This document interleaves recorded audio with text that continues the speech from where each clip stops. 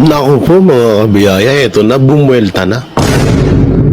Nung nakaraan, naghahamon itong si Kong J. Kuwashwansing ng lie detector test daw si Gloria Mercado at si BP Sara. So ngayon, binueltahan na ho siya. At yan yung mga pag-uusapan natin ngayon. At eto, lahat ng mga katanungan ng mga baby crocodile ni Tamba mapatungkol sa 112 million or yung mga OBP budget, eto na po, sinagot na rin ni BP Sara. Paktay kayo ngayon. At ang full video ni Marcoleta mapatungkol sa pagpatalsik sa kanya sa komite. Ito kailan lang to wait lang. 5 hours ago. So sariwang-sariwa pa ho no? Bali wala pa sigurong iba nagre-reaction na to. Ewan ko lang kung ako ba nauna. At syempre, welcome back to my YouTube channel. Nagdaldal agad ako. Welcome back to my YouTube channel. J. Guevara TV nga po pala, isa sa mga Banateros Brothers at mga kabiyaya. Don't forget to like, share, comment, and subscribe sa ating YouTube channel. Pakipindot na lang din po yung bell button para lagi kayo updated sa ating mga video araw-araw. At eto, napakaganda nitong mga pag-uusapan natin. Ano ba unahin natin? Siguro dito muna tayo sa baby crocodile ni Tamba. Yan yung mga baby crocodile. Ang kikit nyo naman. Kikit naman ng mga baby crocodile. Ito yung mga nagpapababa, nung nakaraan nga, may hamon itong mga alaga ni Tamba, yung mga aso ni Tamba, na di umano ay magpa-lie detector daw itong si BP Sara para mapatunayan daw kung sino daw yung nagsasabi ng totoo. Kung sino daw ang nagsisinungaling sa dalawa, kay Gloria Mercado at kay BP Sara. Eto naman, sumagot na po, bumuelta na. Hindi nga lang si BP Sara, kundi ang taong bayan. Yung 32 million na bumoto kay BP Sara, may hamon. May hamon sa mga congressman. Lagot kayo dito. Sabi sa inyo, wag nang Duterte. Kulit nyo eh. Yan tuloy, binalikan kayo, triple eh. Ito, panoorin natin. Habang si Vice President Sara Duterte ay pumupunta sa mga lugar o bahagi ng Pilipinas na hindi maabot-abot ng kamay ng gobyerno at pinagkakaguluhan na siya rito, ang mga kongresista naman ay busy sa gawaing magpapabagsak sa kanya. Sa katunayan, may hamon ng isang mambabatas na nasa narco-list ni former President Duterte na si Jeffrey Camhan kay VP Sara Duterte. Naku po.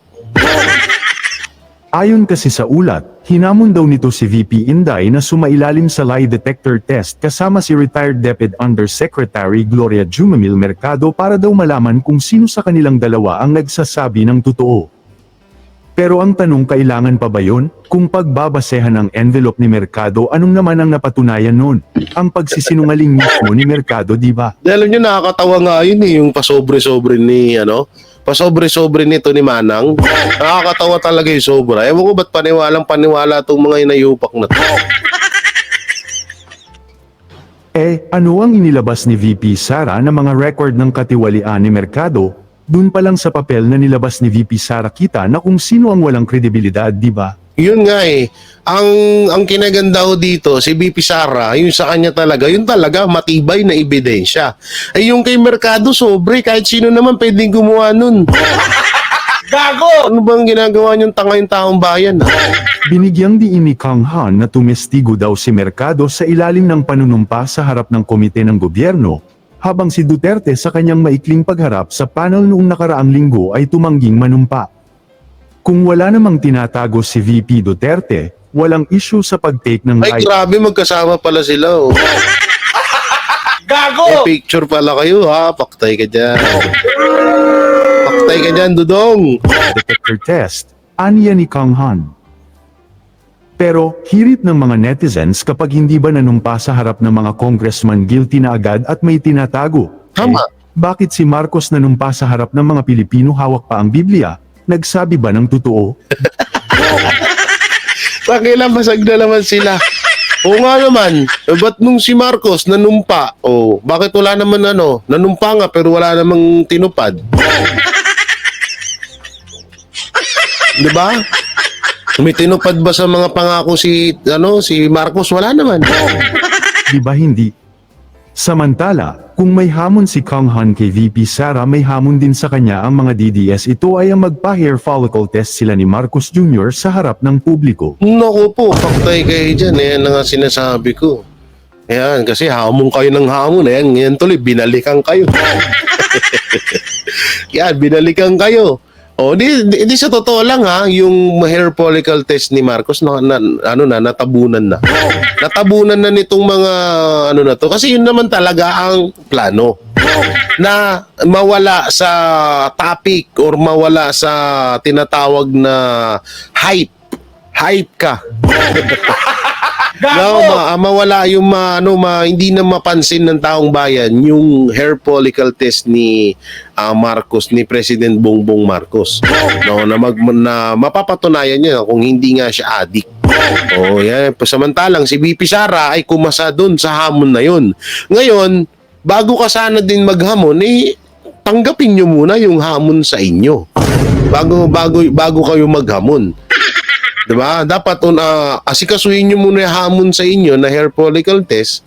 Pag yun, nagawa nyo na, tsaka gagawin siguro ni VP Sara yung lie detector na yan. Tsaka, ewan, ako parang nagdadalawang isip ako dyan sa lie detector test. Kasi isipin nyo isa lang gawa lang naman ng tao. Anytime pwede naman, lahat ng machine ngayon pwede namang lagyan ng cheat yan.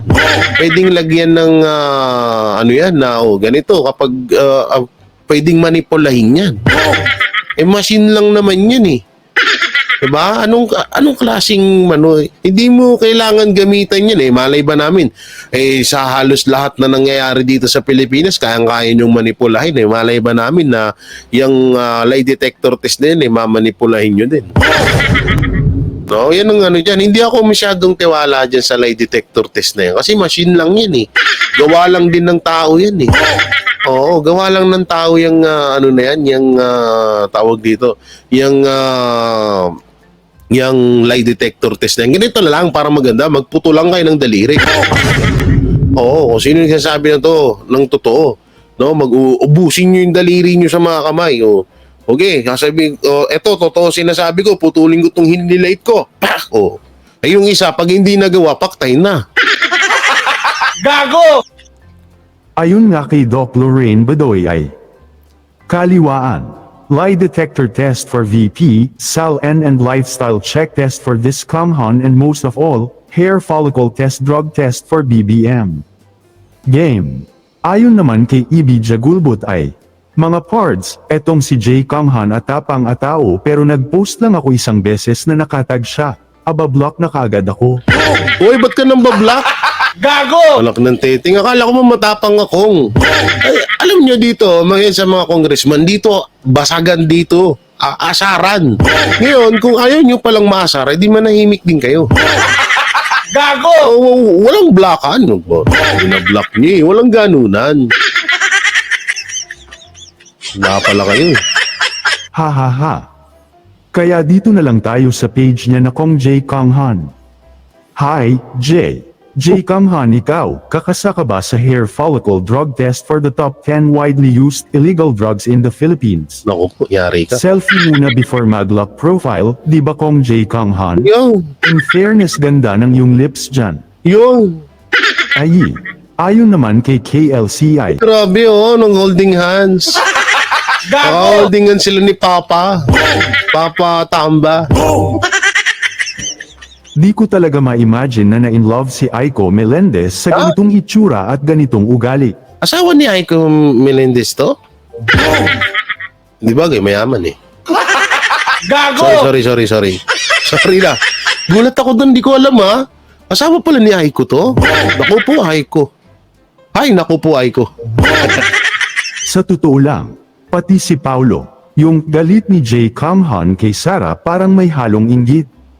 Gusto niya maging si Sara ang levels. Wow. Can you imagine going from Jo Marie Iliana and Martin Jic-Ain to this spastic ally vile person? I mean, he's so different from the usual man celebrities fall in love with. His bursting with anger, parang gustong pumiglas at kumawala. We should live lives true to ourselves so it doesn't make us Nakakatawa nga itong mga congressman. No? Ano sila eh, kung hindi, kung napapansin nyo mga kabiyaya, kanya-kanya sila ng diskarte. Kanya-kanya sila ng black propaganda. Tingnan niya, si Bungalon, yung about sa pagbaba or pagbibitiw ni VP Sara, ang kanyang ginawa. Si Dan Fernandez naman, tinulad niya si VP Sara sa kanya. Napanood niyo ba yun yung video ko? Yung siya nga daw, mayor, ano daw siya, may ganitong budget daw siya, ganito, ganyan. Sabi ko, anak ng teting ka, vice president yun eh. Tulad mo sa'yo. Buong bansa ang hawak nun, ikaw, lugar mo lang. Lugar mo lang. Tapos marami pa dyan. Nandiyan sila Suarez, sila, basta marami silang, kanya-kanya sila ng technique para mapansin ng taong bayan. Kanya-kanya silang bato ng issue kay VP Sara. Ang galing din eh, no? Wow. Ayon naman kay Tio Moreno ay, Hello J. Kanghan, ganda ng transformation, Mark. Yan pala dati si J. Kong. Hindi ko nakula. J. Kong, ang ganda ng transformation, Mars. Mas lalong naging halata. Ano kaya Twitter after nito? Mas lalong naging halata. Ano kaya Twitter alter nito? The audacity of these, irrelevant and unheard of congressmen to call for VP Inday Sara Duterte's resignation, when they themselves have done nothing of value for the Filipino people. Also, the votes they garnered in the last election are insignificant compared to the millions that VPSD received. Samantala, ang isyong ito ay binigyan naman ng comment, reaction ng well-known influencer na si Mr. Real Talker. Nga pala, no? Ito nga pala, no? Yung sinasabi ni VP Sara nung nakaraan sa press con niya na nagpaalam siya sa mga buhaya na may pupuntahan siyang matandang babae. Yung pala, si Wang Ud pala yun. Yan pinuntahan na po pinuntahan ni VP Sara ang mga kababae. At ito ay teritoryo to ni Marcos. Pero mainit pa rin ng tanggap sa kay VP Sara doon. No, grabe, no? Panuuri ng full video para sa iba pang detalye na magsisimula naman pagkatapos ng maiksing intro. Inday Sara, and makikita mo mga lords na Putulin na lang natin to, no? Alam ko naman na pinanonood kayo niya kala showbiz, no? So eto, dito tayo. Ito yung sagot doon sa mga katanungan ng mga crocodiles. Eto na, sinagot na ni VP Sara yung patungkol din sa mga confidential fund na yan, no? Napaulit-ulit na tinatanong yung OBP budget. Ito yung mga napupuntahan. Yari kayo ngayon. Gago! Ito yung mga napupuntahan. Ito, nakakapanindig balahibo. Sinagot ni VP Sara, si Romualdez, Abante, Castro, Kurap, Kimbo. Grabe naman. Talagang tinadtad nyo rito. Pero maganda yung host, ha? Sorry. Kimbo, Luistro, Marcoleta. Ito na, ba't nasama si Marcoleta? Ito na, mga baby crocodile. Ito na yung sagot sa mga katanungan nyo. Play. Medical assistance. The Medical Assistance Program is a top OVP social service for Filipinos.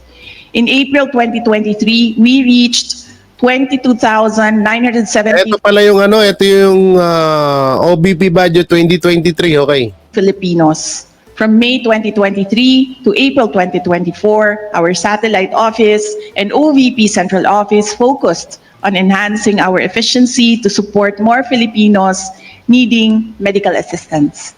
As a result, by April 2024, we quadrupled our reach and assisted 119,234 individuals. Kasama, One of our beneficiaries was a kasama pala dito yung 2023 and April 2024, okay. boy from Eastern Samar. The 5-year-old boy had cerebral palsy, and his family's lack of financial security made the boy's medical situation even more challenging for them. His mother, Christine, sought our help through the OVP Eastern Visayas Satellite Office. His daily struggle living with cerebral palsy is shared by a family that constantly worries about the risk of him acquiring life-threatening respiratory health conditions. We donated a set of equipment that addresses the boy's respiratory issues. The best that we Kaya hindi binalita ng mainstream media to, no? Yan ang hirap minsan sa mainstream media na yun, hindi binabalita itong mga ganito ng OBP. Kapag hahalataan na talaga no? can do is to ensure that breathing becomes less difficult for him. With an increased reach, our medical assistance program disbursed 1 billion pesos in contrast to just 236 million pesos. 1 billion pesos medical assistant program May 2023 to April 2024. Okay. Isa-isahin natin yan. Pesos in April of last year. We thank our partner hospitals, pharmacies, and other social service providers for the success of our program. In April 2024, over 30,000 families accessed our burial assistance totaling 150 million pesos. O yan 150 million pesos. Para sa nabubulol ako. Burial Assistant Program. Ayan Compared to last year's period, the program only assisted 6,175 families utilizing 30.8 million pesos. The 400% increase indicates a substantial expansion in the reach and impact our burial assistance program. What started with a single beneficiary, we now have 12 people's organizations who are beneficiaries of the Magnegosyo Magnegosyo Taday. Ito naman, ganda tong mga proyekto ni BP Sara, Taday program. Nakakatuwa ang kwento ng mga benepisyaryo natin. Makikita natin sa kanila ang likas na tibay ng loob ng mga Pilipino para lumaban upang magtagumpay sa harap ng mga pagsubok sa buhay. Katulad na lang ng kwento ng mga miyembro ng Barangay Habag Fisher Folks Association sa Surigao del Sur. Mahirap ang kanilang buhay. May mga anak na pinag-aaral. Walang iba. So ngayon, gets na ho natin kung bakit nagpupunta si BP Sara sa iba't ibang panig dito sa Pilipinas. Ito pala yung ginagawa niya. Hindi siya yung basta pirma lang. Kasi may mga nababalitaan ako, may mga nakismis ako naririnig dyan. Na yung iba daw dyan, basta na lang daw pirma. Hindi na daw binabasa. Kaya kung mangungupit man yung isa dyan sa gobyerno, okay lang. Kasi nga, hindi na binabasa. Basta lang pirma. Di alam nyo, napakaganda. Kaya paulit-ulit ko sinasabi. Kaya ako pinapanood tong video na to para malaman nyo dahil hindi naman to binabalita na ibang mainstream media Kaya ako to binabalita, kaya ako to binablog, no? Kasi nga para mapatunayan at makita ng taong bayan na yung mga kinukuda ng mga crocodile, eto pala, napakaganda ng mga kinakahinatnan ng pera na ibinigay sa Office of the Vice President. Eto, mas gugustuhin ko to kaysa sa puro ayuda. At least to, di ba, talagang napapakinabangan ng pangmatagalan ng mga kapwa natin Pilipino. Yun dapat yung tinutularan ng ibang mga putang inang mga politiko dyan. Hindi lang yung sarili lang nila yung pinapayaman nila. Sarili lang yung tinutulungan nila. Naging politiko kayo para yumaman. Sabagay, ganun naman Okay, tuloy pa natin. Pang pinagkakakitaan kundi ang pangingisda. Ngunit hindi organisado ang mga mangingisda ng barangay. Kanya-kanya ang kanilang operasyon. Kanya-kanya rin sila sa pagharap ng mga problema at paghahanap ng solusyon. However, it only takes one person to initiate change. Isa si Danilo sa naglakas ng loob na hikayatin ang mga kapwa mangingisda na magtatag ng grupo.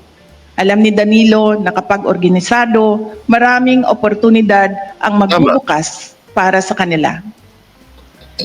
At matapos nilang itatag Ang Barangay Habag Fisher Folks Association, hindi lamang oportunidad ang nagbukas sa kanila, kundi pati pag-asa. Ang kasanatian sa Barangay Habag Fisher Folks Association, So, ibig sabihin pala, maputol ko lang kayo, may pumasok bigla sa utak kong napakalaki.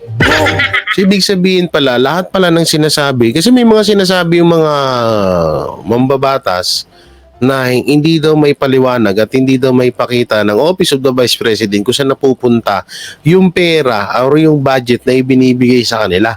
So, ibig sabihin, ano to? Ano to? Drawing? Ano to? AI? Gago! AI ba to? So, ibig sabihin, talagang mga sinungaling yung mga gago, no? Oo. Dahil alam naman nila, sige, pagkasinungalingan natin yan dahil hindi na may babalita ng mainstream media yan. Hindi naman ibabalita ng ibang mainstream media yan, kaya ligtas tayo dyan. Okay, ngayon gets na namin kayo.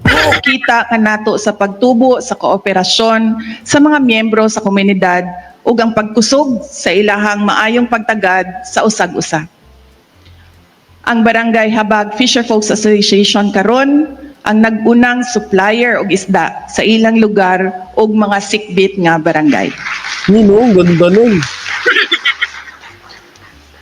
Currently, 12 civil society organizations comprising over 26,000 members have benefited from the Magnegosyo Taday entrepreneurial support. Each organization received 150,000. Ganda talaga kaysa sa mga ayuda.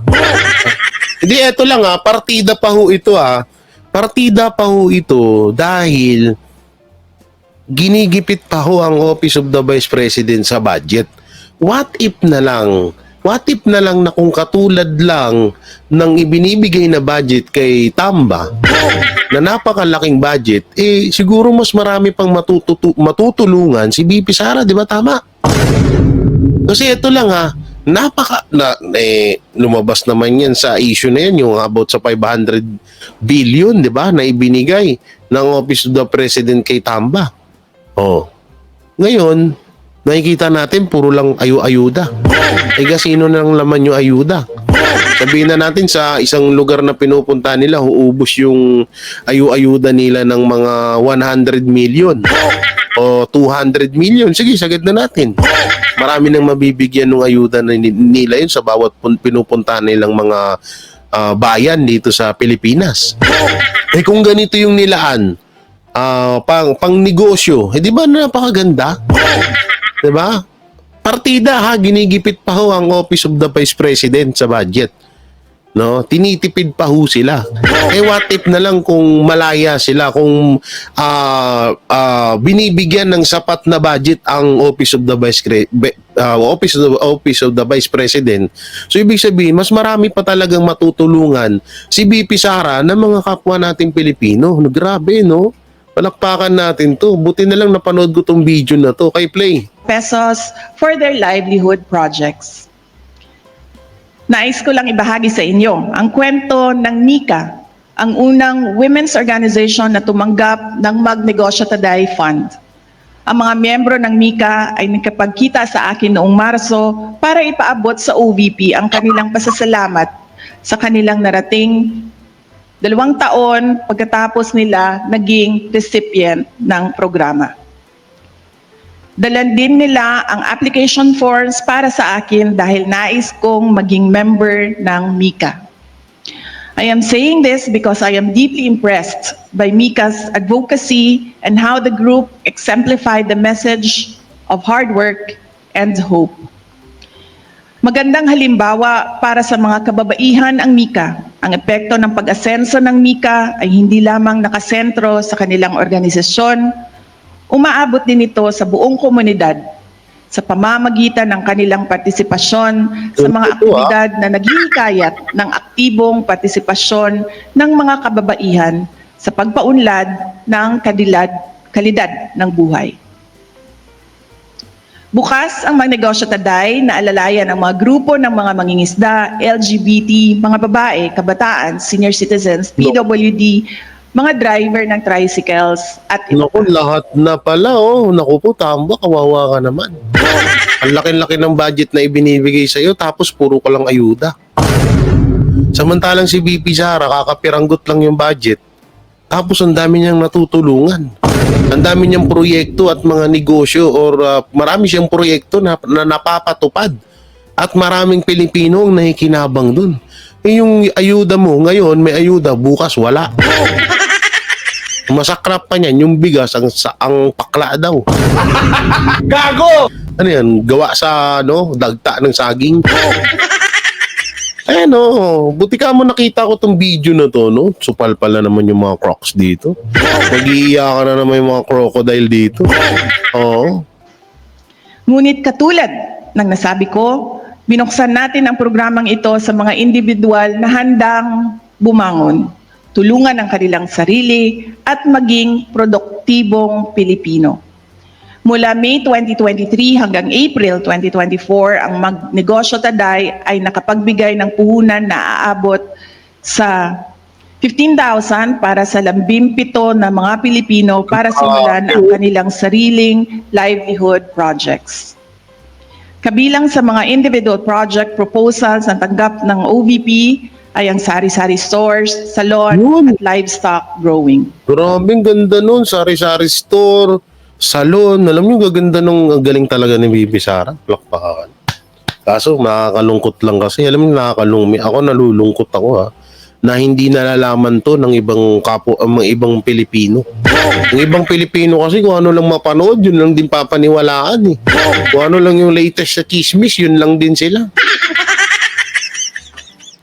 Eto, partida, hindi pa, tapos yun pa, isa pa nakakalungkot, hindi ibinabalita. O kahit kalkalin natin yung GMA, TV5, ABS-CBN dyan, yung Rappler. Kung ano-anong mainstream media dyan, tingnan natin kung naibalita nila to. Ito to. Diba kapag katulad nga lang yung sa tulay sa Mindanao na si Duterte nga ang gumawa nun eh. O ibinalita nila. Kasi nga si Marcos yung nandun. Pero kung halimbawang si BKBP Sara project yon, nakikita mo ba sa mainstream media yon? Ganyan kalupit yung mga yan. E buti ka mo nga talaga may mga katulad namin na mga vlogger na inilalabas at binabalita itong mga ganito. Sa tutusin, hindi ko naboboringan po ako sa ganitong video. Hindi dahil ayoko dun sa video ni BP Sara, hindi. Alam niyo naman ako, 'di ba? Gusto ko masaya lagi sa vlog ko eh. Pero ito karapat dapat niyo itong malaman dahil hindi nga natin 'to napapanood. Hindi natin 'to nalalaman. Hindi nalalaman ng ibang mga kababayan natin itong mga ganitong balita. Kasi nga wala naman nagbabalita kundi kami-kami lang. Dapat nga dapat ito yung isampal mo sa pagmumukha ng mga ng mga buaya dyan sa sa gobyerno eh. No, hanap kayo ng hanap, eto na, sinagot na, ito yung sinasabi nyo. Yan, Franz Castro, the convicted child abuser, eto na. Tapos ito yung i-impeach nyo? Mahiya naman kayo eh. Pinapangarap natin na mas marami pang mga grupo o individual mula sa mga komunidad ang maabot natin sa pamamagitan ng Magnegosyo Taday.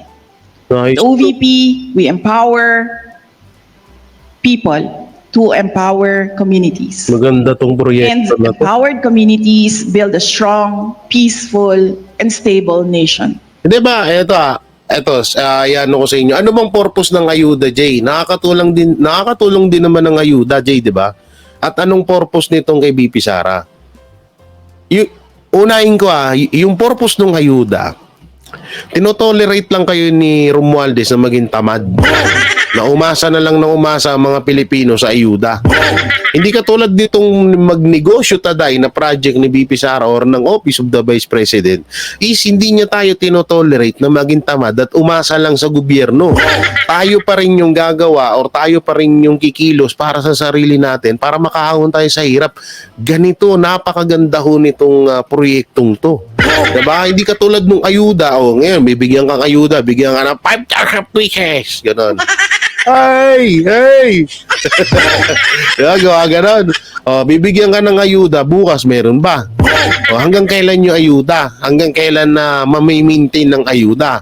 Masaklap pa niyan, pag may sakuna na, wala nang ayuda. Gago! Ay, di katulad nito, isang tulungan lang na ikaw rin mismo ang gagawa at na may panimula ka naman. Ito nga yung magnegosyo taday na proyekto ng Office of the Vice President ni Inday Sara Duterte na ikaw mismo na ikaw yung gagawa. Kung tamad ka, edi mamatay ka diyan. Kung tamad ka, hindi mo talaga mapapalago yan. Ito yung napakaganda na hindi tayo tinotolerate na umasa lang tayo ng umasa sa gobyerno. Ang pangit naman nung bibigyan ka ng ayuda, ano yun, parang aasa na lang tayo ng aasa sa gobyerno. Tapos pag walang maibigay sa atin yung gobyerno, magagalit tayo. Yun yung masaklap eh. Ito napakaganda nitong project na to ni VP Sara Duterte. Tuloy pa natin. Our Libreng Sakay program has assisted 735,202 Filipinos from May Libreng sakay, oh. Hindi man lang nababalita to sa mga TV. 2023 to April 2024. Since we started this project in 2022, we have already provided free transport services to 1.1 million Filipinos. Napakaganda naman. Kaya ngayon gets ko na, BP Sara. Ngayon naiintindihan na ho namin lahat na kung bakit kung gaano kagipitin ng mga buhaya. Dahil nga, tabon na tabon mo yung kanilang ama. O sa kanila lang galing yan, tatay daw nila yan ha. Dito pa lang bagsak, walang sinabi, walang patama dito si Romualdez sa mga paayuda niya. Dito pa nga sa libreng sakay eh. Diba? Napakaganda na rin to. Dito na lang magnegosyo taday. Ang ganda nun, promise. Sana talaga sana na lang BP Sara. Sana kasi BP Sara kung na lang tumakong presidente. Nahirapan po tuloy kami. Ilang years pa antay namin? 4 years pa. Sana madulas. Ay, sorry. Sino madudulas, Jay? Si BP Sara? Hindi oy. Alam nyo na yan. Gago! Lalaki no? Hayop. Noong Marso, ipinakilala natin si Drew na isang residente ng Quezon Province bilang pang-1 milyong pasahero ng ating libreng sakay bus. Habang nasa Manila, naging pasahero siya ng libreng sakay mula sa Ortigas Station patungo sa Cubao Q-Mart. Nalaman natin na yon ang unang pagkakataon na sumakay si Drew sa libreng sakay bus ng OVP. Our free transport service program has helped commuting students, the general public, and people like Drew and Emeline who works at a BPO company in Cebu. Kada adlaw gaatang si Emeline sa bus nga atong gi-assign Kada araw gasakay si Edeline sa bus, okay? Translate ko para sa hindi makakaintindi. diri sa Cebu. Tungod kay matod niya, doon na siya'y matigom gikan sa budget nga alang unta sa pamasahe. Ang hirap nang i-explain, sorry. Sira ulo ka, Jay, sabay ang hirap na explain. Bahala na kayo.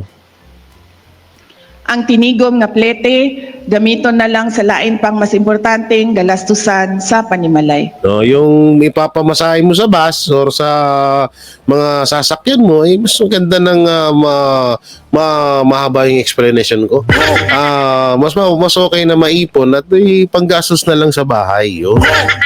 Mayroon na tayong 7 bus na nagbibigay ng libreng sakay sa ating mga kababayan sa buong Pilipinas. Isa sa Bacolod, Cebu at Davao at 4 naman sa Metro Manila. Partner natin dito ang mga jackliner sa NCR, Vallecar Transit sa Bacolod at Cebu at Bachelor Express sa Davao. No. Daghang salamat sa inyong suporta ug tabang dili lamang sa OVP kundi sa atong mga nanginahanglan na katawhang Pilipino.